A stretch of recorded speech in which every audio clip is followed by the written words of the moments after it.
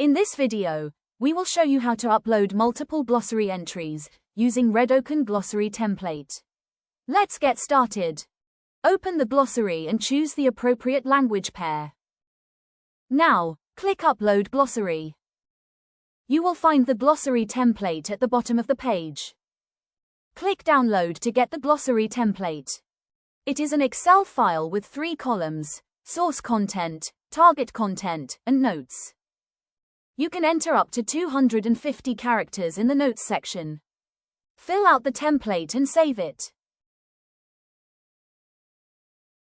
Then upload the file.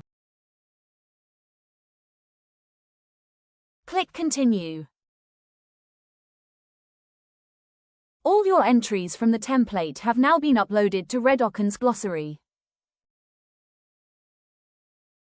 That's it.